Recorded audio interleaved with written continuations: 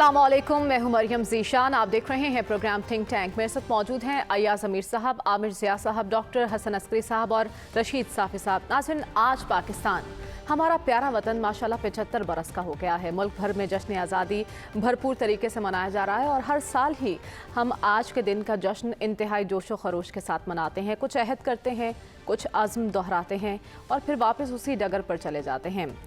आज का दिन हमसे तकाज़ा क्या करता है? गुज़िश्ता 74 बरसों में हमने क्या हासिल किया, इस मुल्क ने हमें क्या दिया और हमने इसे वापस क्या दिया। इसके साथ साथ बहैसियत कौम हम कितना आगे बढ़े, कितना पीछे हटे, क्या क्या गलतियाँ सरजर्द हुई और क्या हमने उन गलतियों से कुछ सीखा भी।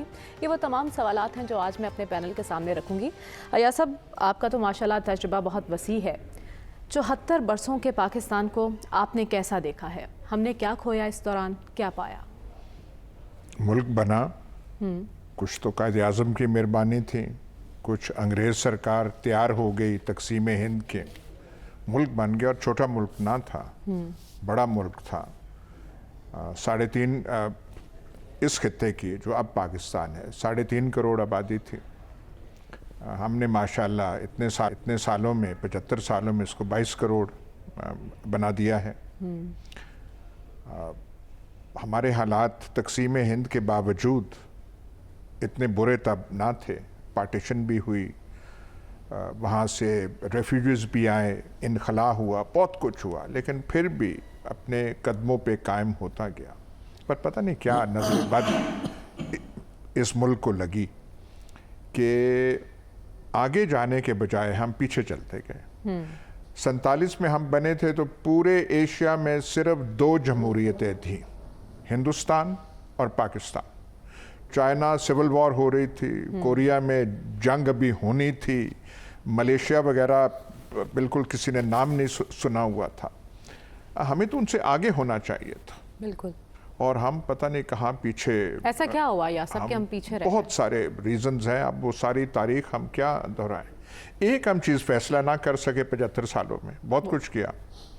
एटम बम भी बना दिया, कशकोल भी हमारा कायम रहा, और कशकोल साल जैसे वक्त गुजरता गया मजबूत होता गया। लेकिन एक चीज़ की हमें समझ ना आई, ना हम उस सवाल का जवाब दे सके कि यहाँ पे इस मुल्क को चलाना कैसे है, किसने चलाना है। आइन ने चलाना है, सियासी पार्टीज़ ने चलाना है, जनरल ज़ियाउल हक़ ने चलाना है, इंटरिम वज़ीर आज़मों ने चलाना है।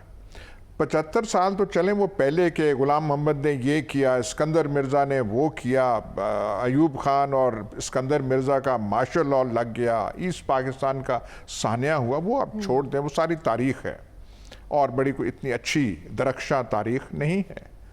लेकिन आज के हालात देख लीजिए, आज फैसला नहीं हो रहा कि किसने चलाना है।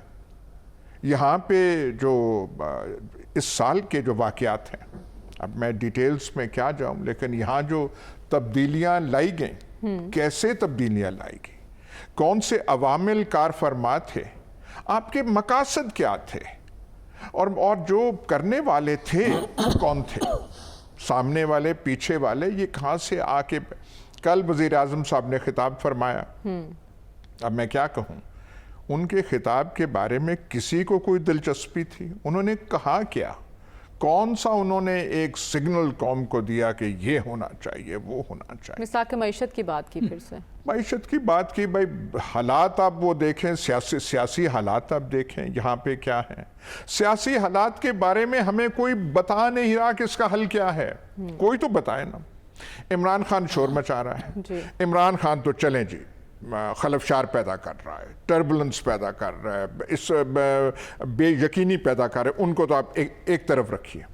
भाई कोई तो हो हमें जो बताए कि आगे हमने ये करना है, कोई इलेक्शन होने हैं, क्या होने हैं, कब होने हैं, किस तहत के तहत है।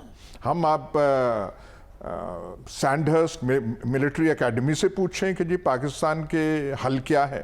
आप कोई हमें वर्किंग पेपर बना के दें, ब्रीफिंग पेपर हमें दें कि हम जो है 22 करोड़ का मुल्क जो है, हमने अपने हालात ऐसे चलाने हैं।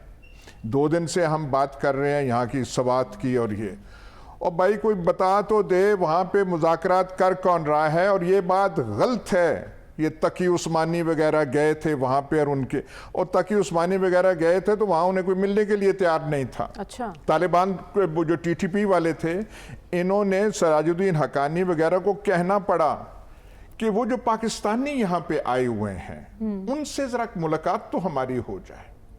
تو سراج الدین حقانی نے کہا کہ ان کی جو باتیں ہونی ہیں جن سے ہونی ہیں وہ ہو رہی ہیں، آپ اس بارے میں نہ کریں، آپ کھانا شانہ کھائیں. پھر ایک آدھ ملاقات ان کی کرا دی گئی. لیکن سراج الدین حقانی کا یہ کہنا کہ جن سے مذاکرات وہ کر رہے ہیں وہ ہو رہی ہے، تو یہ جو آپ نے ہمارا پھر ایک دم یہاں پہ سوات کے لوگ یہ جو پچھلے 4-5 دنوں سے وہاں پہ کھڑے ہو گئے، انہوں نے کہا ہم نے ان کو، یہ جو پہلے کے دہشت گرد تھے، ہم نے یہاں پہ پھر سے ان کا تسلط ہم نے نہیں ہونے دینا. پچھلے 3 سال میں سوات کے حالات بدل گئے ہیں، ہمیں قبول نہیں ہے یہ ماننا، کیونکہ ہم مانیں گے تو پھر کریڈٹ کس کو جائے گا، اور جہاں کریڈٹ جائے گا ہم وہاں پہ کسی کو دینا نہیں چاہتے. وہاں ٹورزم بڑی ہے، وہاں پہ مواقع امپلائمنٹ کے بڑے ہیں، لیکن نہیں، ہم نے یہ کہنا ہے کہ ساری جو ہے جو ایک گورنمنٹ تھی 3 ماہ پہلے سارا خراب کیا اس کا تھا، مان لیا وہ ہے. پر کوئی تو آ کے ہمت کرے، کوئی مائی کا لال ہمیں بتائے یار یہ مسئلہ ہمیں اس لیے کیا تھا، آگے کا راستہ یہ ہے. آج 75ویں ہماری اینیورسری ہے، کسی نے ہمیں بتایا ہے کہ آگے کا راستہ کیا؟ بالکل نہیں. بالکل عوام کو گمراہ نہ کیا جائے، زمینی حقائق سے آگاہ کیا جائے. عامر ضیاء صاحب آپ کے جانب آؤں گی. جیسا کہ ایاز صاحب فرما رہے ہیں کہ ہماری تاریخ تو اتنی اچھی نہیں ہے، حال کیسے بہتر ہو سکتا ہے، اور ہم نے کیا غلطیاں کی ہیں اپنی تاریخ میں، ان غلطیوں سے کچھ سیکھا بھی ہے یا نہیں؟ جو ایاز امیر صاحب نے کہتے ہیں نا سوالیہ نشان اٹھائے، آج کے تناظر میں بالکل اتفاق کرتا ہوں ان سے. لیکن ذرا سا اگر ہم تاریخی پس منظر میں دیکھیں کہ ہم نے کتنے نامساعد حالات میں پاکستان کی بنیاد ڈالی، اور لوگ جب ہم تقابل کرتے ہیں کہ جی بھارت بھی آزاد اسی دن ہوا تھا یا 15 اگست کو ہوا تھا اور ہم 14 اگست کو ہوئے تھے، تو بھارت کا ایک راہ ہوا، مطلب ہے وہاں پہ جمہوریت چلی اور ہم لوگ جو تھے مشکلات کے شکار رہے. تو میں ذرا سا اپنا اوپننگ اکاؤنٹ دیکھنا چاہیے کہ جب پاکستان 14 اگست 1947 میں پاکستان کے پاس تھا کیا. اب تقسیم جو انڈیوائیڈڈ انڈیا تھا تو ہمارا جب اوپننگ فائنینشیل ایسٹ جو ہمیں ملے تھے وہ 17.5% تھے کل بھارت کے. مطلب ہے کہ اگر ہم لوگوں نے لینڈ ماس 23% لیا تھا تو 17.5% ہمارے پاس فائنینشیل ایسٹ آئے تھے. ہم نے انڈیوائیڈڈ انڈیا کا 30% یعنی کہ 30% جو تھی وہ فوج ہمیں ملی تھی، یعنی کہ جو ہمارے فائنینشیل ایسٹ تھے اس سے زیادہ. اچھا اسی طرح اگر آپ دیکھیں ہماری انڈسٹریل بیس جو تھی، پاپولیشن ہماری اگر 18% تھی پورے متحدہ ہندوستان کی، تو انڈسٹریل بیس ہماری صرف 10% تھی، اور ہماری امپلائمنٹ اپارچونیٹیز جو تھیں وہ صرف 7% تھیں. تو آپ یہ دیکھیں کہ ہم کہاں کھڑے ہوئے تھے. جو زیادہ ترقی یافتہ علاقے تھے یونائٹڈ انڈیا کے، برٹش انڈیا کے، وہ بھارت کو ملے تھے. اور پاکستان کو اگر مشرقی پاکستان ملا تو بغیر کلکتہ کے مشرقی پاکستان جو تھا بڑا پسماندہ تھا، ایک رولر سلم تھا.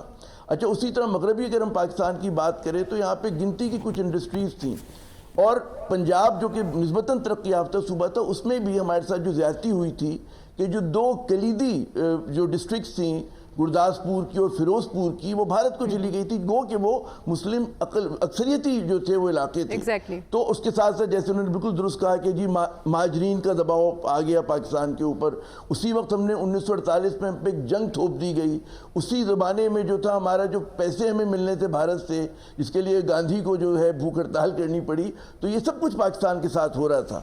اور پھر اگر آپ کمپیئر کریں انڈیا سے تو جناب ہماری جو لیڈرشپ آئی تھی وہ مسلم اقلیتی صوبوں سے آئی تھی یہاں پر، اور جو مسلم لیگ کا اسٹرکچر تھا آل انڈیا مسلم لیگ کا وہ وہاں پر زیادہ مضبوط تھا اقلیتی صوبوں میں بنسبت ہمارے جن علاقوں میں پاکستان بنا تھا. یہ سب تاریخی حقیقتیں ہیں، کیونکہ یہاں تو آپ کو پتہ ہے کہ پاکستان موومنٹ جو تھی 1940 اس کے بعد جو آخری کچھ سال تھے اس میں زیادہ مضبوط ہوئی تھی، ورنہ یونینسٹ پارٹی ہوتی تھی، بلوچستان کی الگ صورتحال تھی، سندھ کی ایک الگ صورتحال تھی. تو ہمارا موازنہ بھارت سے کرنا، پھر میں دیکھتا ہوں کہ اگر اس کے باوجود ہم دیکھیں تو میں کہوں گا گلاس آدھا بھرا ہوا ہے. ہم نے ماشاءاللہ بہت کچھ اچیو کیا.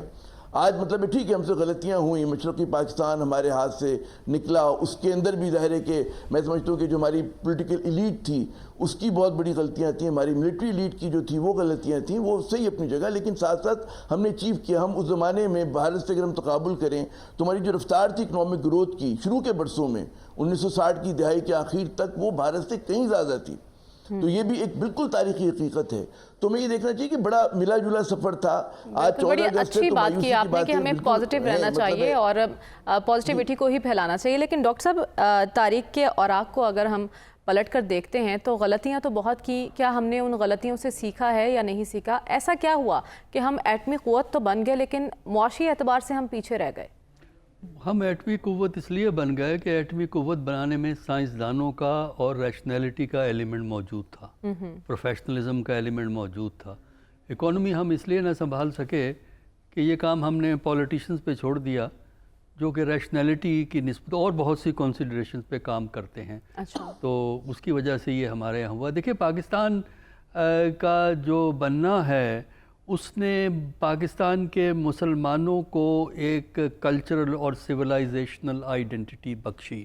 بالکل. اور اس تشخص سے ان مسلمانوں، خاص کر مسلمان اور دوسرے جو لوگ یہاں پاکستان میں ہیں نان مسلم، ان کو ایک تشخص دیا، کیونکہ جد و جہد کا بنیادی مقصد یہ تھا کہ علیحدہ ان کا جو سویلائزیشنل اور کلچرل آئیڈینٹی کو پروٹیکٹ کیا جائے، ان کے جو حقوق ماڈرن سٹیٹ کے کانٹیکسٹ میں بنتے ہیں ان کو تحفظ ملے اور ان کے مفادات آگے بڑھیں. تو آج اگر ہم ہندوستان میں مسلمانوں کی حالت دیکھتے ہیں اور دوسری مائنورٹیز کی حالت دیکھتے ہیں تو ہم یہ سمجھتے ہیں کہ قائد اعظم کا ویژن بہت صحیح تھا. انہوں نے اسی وقت دیکھ لیا تھا کہ مستقبل یہاں نہیں ہوگا. اور یہ بات جو ابھی کہی گئی ہے یہ درست ہے کہ پاکستان کو ابتدا میں بڑی مشکلات تھیں، اور اگر آپ برٹش اور انڈین رائٹرز کو پڑھیں تو ان کا خیال یہ تھا کہ پاکستان کولیپس کر جائے گا. بلکہ اگر آپ مسلم کانگریس کا ریزولوشن پڑھیں جس میں انہوں نے پاکستان کو ایکسیپٹ کیا تھا، اس میں بھی ان کی ریزرویشنز ایکسپریس ہوئی تھیں پاکستان کے فیوچر کے بارے میں. لیکن خیر ہمیں ایک لحاظ سے تو کامیابی ہوئی کہ پاکستان مضبوط مستحکم ہو گیا اور آج کا پاکستان 1947 کے پاکستان سے بہتر ہے. لیکن جن مقاصد کے لیے ہم نے پاکستان قائم کیا تھا ان کو ہم مکمل طور پر حاصل کرنے میں کامیاب نہیں ہوئے ہیں. اور اس میں ہم نے جو پاورٹی ہے، انڈر ڈیولپمنٹ ہے، انیکویلٹی ہے، سوشل انجسٹس ہے، اور ایک ایسا سیاسی نظام جو وائبل ہو، اپنے پاؤں پہ کھڑا ہو اور ہمیں یہ یقین ہو کہ ہم کل کہاں جائیں گے، یہ چیزیں ہم نہیں کر سکے. اور اگر آپ پاکستان کی تاریخ میں ایک ڈیڈ لائن، ایک ڈیوائیڈنگ لائن ڈھونڈنا چاہتے ہیں، ڈکلائن تو پہلے شروع ہو گیا لیکن ڈیوائیڈنگ لائن جس کے بعد ہم سنبھل نہیں سکے وہ 1965 ہے. 1965 تک آپ کی اکنامک ڈیولپمنٹ پرابلمز کے باوجود، ایوب کے اتھارٹیرینزم کے باوجود اکانومی آپ کی اچھی چل رہی تھی. 65 کے بعد آپ کی اکانومی، آپ کی پولیٹیکل پروسیس، آپ کے دیگر معاملات جو ہیں وہ کچھ ایسے ڈکلائن کی طرف گئے کہ ہم اس مقام پر واپس نہ جا سکے جہاں ہم تھے. ارلی 60s میں ساؤتھ کوریا نے پاکستان کا سیکنڈ 5 ایئر پلان ہم سے لیا کہ وہ اس کو فالو کرنا چاہتے ہیں، اور آج ہم ساؤتھ کوریا سے مدد مانگتے ہیں، ساؤتھ کوریا سے ٹیکنالوجی مانگتے ہیں. وجہ یہ ہے کہ ہم نے جو موجودہ دور میں ترقی کا راز ہے اس کو بھلا دیا. ترقی کا راز کیا ہے؟ Knowledge, science, technology, professionalism. یہ چیزیں ہم نے کمپرومائز کی. ابھی ہم ماضی اور حال پر بات کر لیں، فیوچر بھی ڈسکس کریں گے کہ کس طرح سے بہتر بنایا جا سکتا ہے. لیکن صافی صاحب، اب تک 74 سالوں میں پاکستان کا سب سے بڑا مسئلہ کیا رہا؟ وسائل کی کمی یا گورننس؟ نہیں، بہت شکریہ.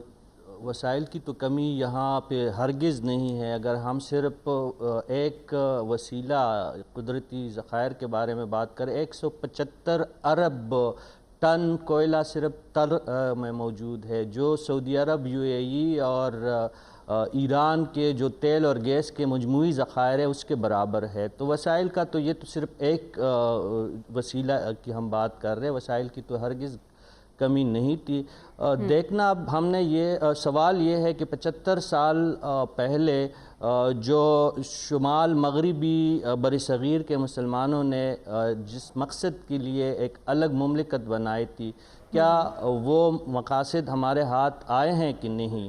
جس طرح کہا گیا کہ اس وقت کانگریس اور مخالفین پاکستان جو تھے انہوں نے یہی کہا تھا کہ مسلم لیگ نے اس وقت کی مسلم لیگ اور قائد اعظم نے مملکت تو حاصل کر لی، لیکن چلائیں گے کس طرح؟ لیکن ان کے اندازے بعد میں غلط ثابت ہوئے۔ الحمدللہ پاکستان 74-75 سال پہلے جو مسلمان رہ رہے تھے برصغیر میں، آج جو پاکستان میں رہ رہے ہیں وہ کافی بہتر حالت میں ان کی زندگیاں ہے، لیکن مسائل پھر بھی موجود ہے۔ دیکھیں پاکستان کی اگر ہم کامیابیوں کا ذکر کریں تو سب سے پہلے اس مملکت نے اس خطے کی ایک طاقتور اور مؤثر فوج بنائی، جس کو نہ صرف پاکستان کی حفاظت پہ جو ان کو ہے ایک ملکہ حاصل رہا ہے، کئی 3 جنگیں ہم نے ہندوستان کے ساتھ لڑی ہے، اور اپنے سے بہت بڑے دشمن کے مقابلے میں پھر بھی یہ فوج قائم رہی، بلکہ عالم اسلام بھی اس فوج کو عزت کی نگاہ سے دیکھتی ہے۔ چند جرنیلوں کی سیاسی مداخلت ہے اور ان کی جو شرارتیں ہے اس سے ہٹ کے یہ فوج جو ہے میرے خیال میں ایک کمزور مملکت کے وجود کے بعد اس کا قیام اور تاحال سرحدوں کی حفاظت پر ان کی معموری جو ہے ایک بہت بڑا کارنامہ تھا۔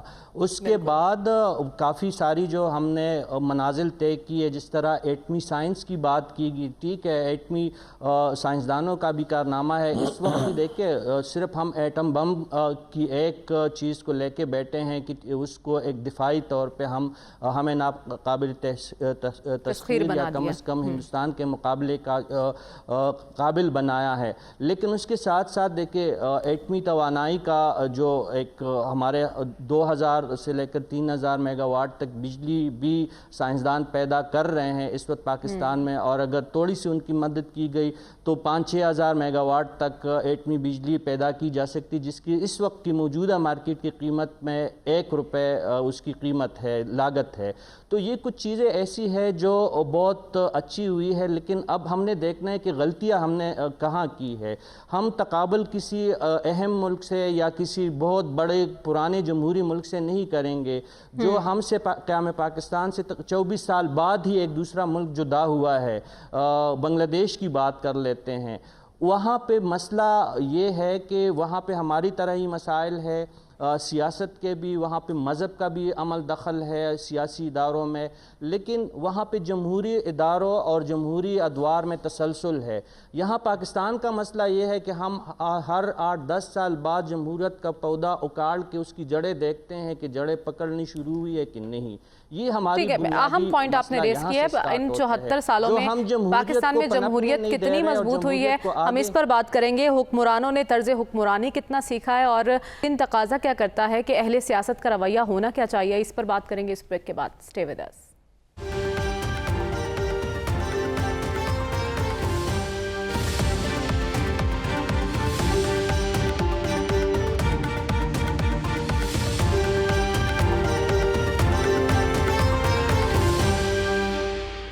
ویلکم بیک ناظرین، گزشتہ 74 سالوں میں ہم نے کیا کچھ کھویا ہے اور کیا پایا، ماضی پر ہم نے اچھے خاصی ڈسکشن کی۔ اب فیوچر کو کس طرح سے بہتر کیا جا سکتا ہے اور حقیقی ذمہ داری کس کی ہے، کس طرح سے ہمیں کوئی پلان دیا جا سکتا ہے آگے بڑھنے کا، اس پر بھی بات کریں گے۔ لیکن اس سے پہلے ایاز صاحب، 1947 کا سیاستدان اور آج کا سیاستدان اگر دونوں کا ہم موازنہ کریں تو آج کے طرز حکمرانی میں اور تب کے طرز حکمرانی میں کتنا فرق ہے؟ موازنہ ہے ہی کوئی نہیں، آپ کمپیریزن کر ہی نہیں سکتے۔ وہ معیار اور تھا، یہ پتہ نہیں ہم کہاں سے کر رہے ہیں۔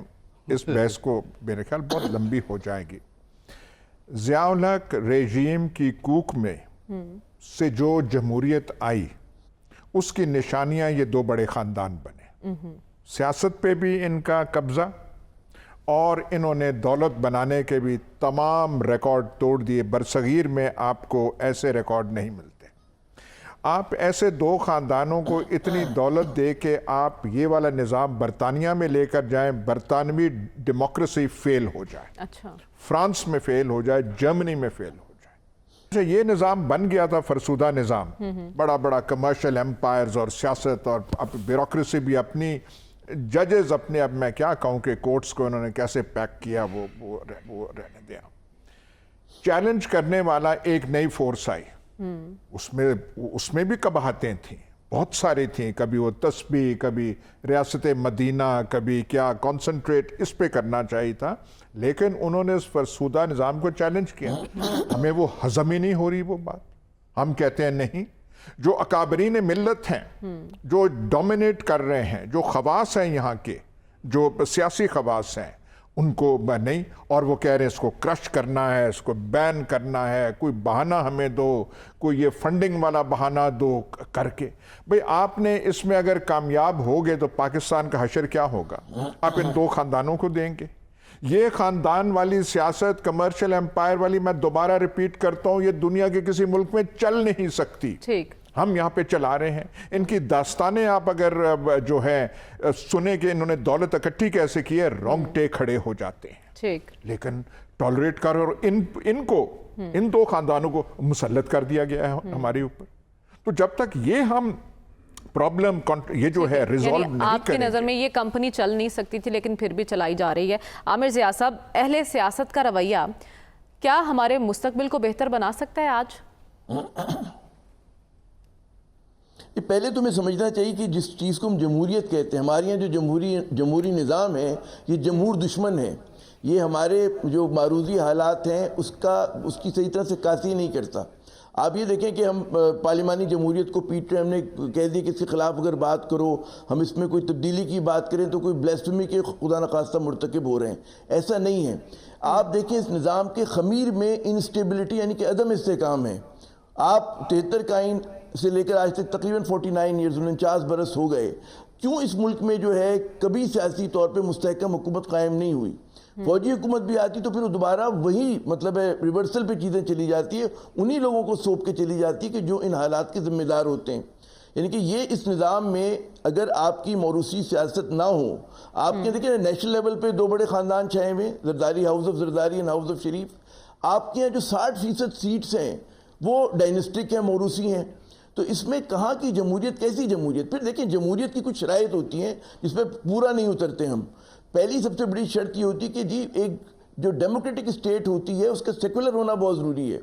एक secular state without democracy exist कर सकती है, लेकिन डेमोक्रेटिक स्टेट विदाउट सेकुलरिज्म नहीं कर सकती। इसकी वजह बिल्कुल जाहिर है कि भाई मुसलमानों की, हम लोग कहते हैं कि जी इस्लामी निज़ाम हमें चाहिए, तो वो जो क्लासिकल टर्म में हम चाहते हैं जमहूरियत लाना, वो नहीं आ सकती क्योंकि हमारा हालात उसके मुतकादी नहीं होते। ये बिल्कुल हमें समझना चाहिए। फिर यहाँ पे उस तरह की मिडिल क्लास नहीं है, यहाँ पे जागीरदारों का कब्ज़ा है, यहाँ पे गुमाश्ता सरमाएदारों का कब्ज़ा है। तो इस मुल्क में इसी तरह की लूली लंगड़ी जो है, मैं आखिरी बात और ही कहूँगा, देखिए जब चीन में इनकलाब आया तो उन्होंने सोवियत यूनियन की नकल नहीं की। उन्होंने कहा जी हम सोशलिज्म बिल्ड करेंगे according to the Chinese characteristics.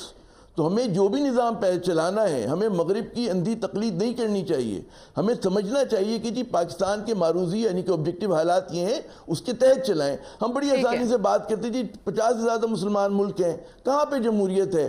Bangladesh की जमहूरियत अथॉरिटेरियन, टर्की की अथॉरिटेरियन है वो। उसका आप कहाँ मुआवजा करते हैं कि जी हमारे वहाँ पे कोई मतलब है बड़े ज़बरदस्त निज़ाम चल रहा है, वहाँ पे तो हसीना वाजिद का इतना जालिमाना निज़ाम है और जिस तरह से उसने टारगेट किया है वहाँ पे लोगों को, उसके बाद लेकिन उसकी कॉस्ट पे वो लोग फिर इकनॉमिक प्रोस्पेरिटी थोड़ी सी लेकर आए हैं, लेकिन मुश्किलात से निकले नहीं हैं अभी तक।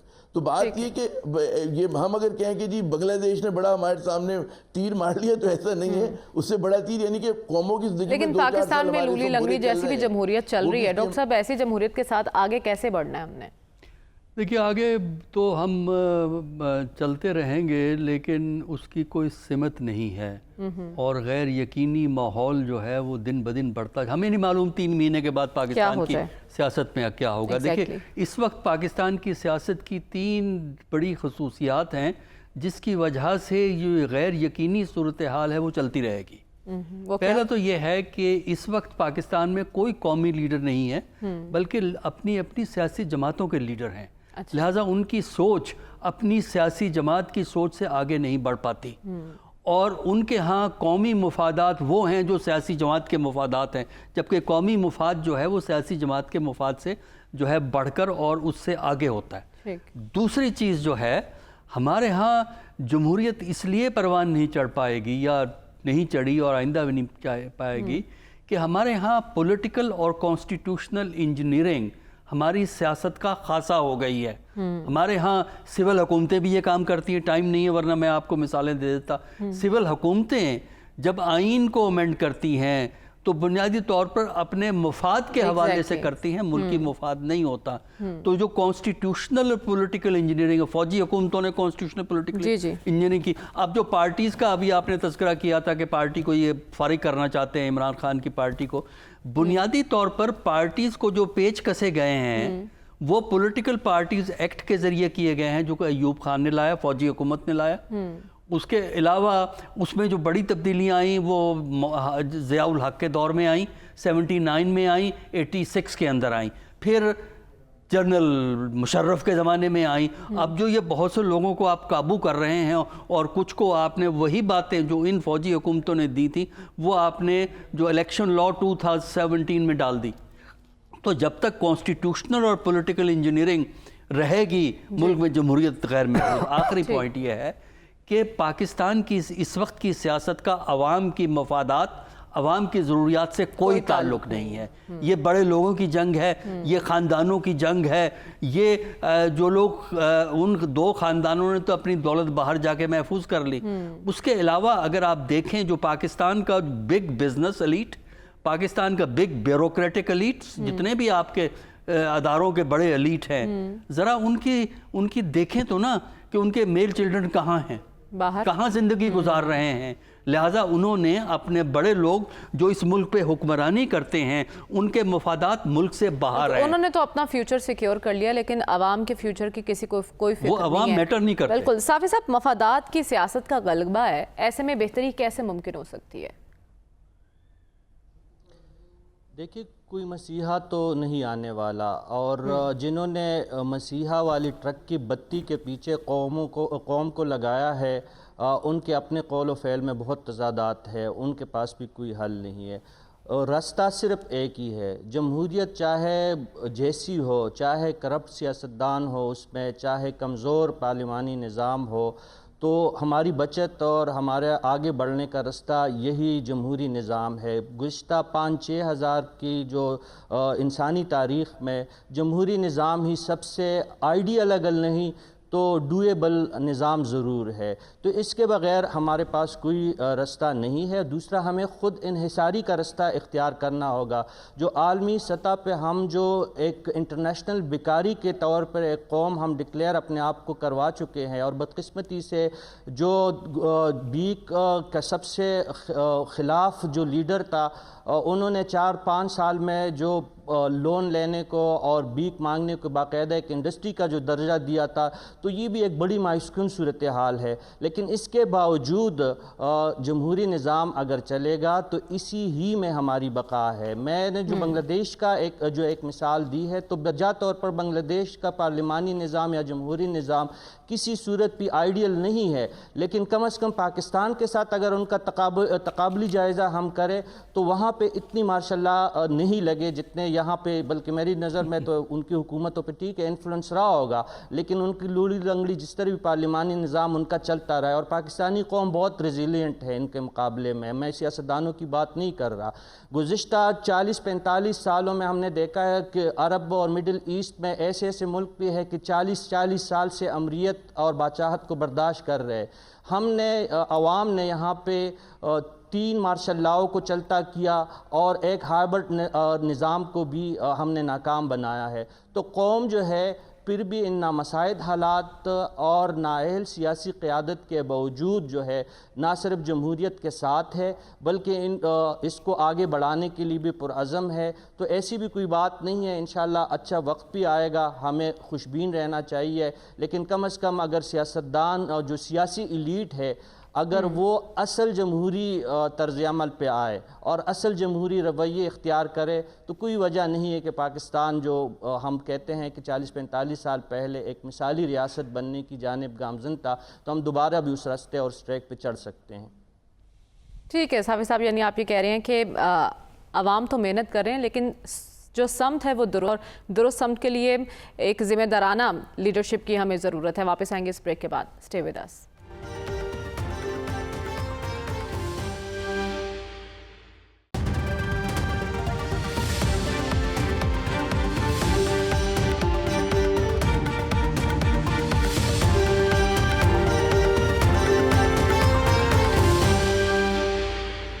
आज के प्रोग्राम से इजाज़त दीजिए। आपसे इंशाल्लाह अगले हफ्ते मुलाकात होगी। अल्लाह हाफ़िज़।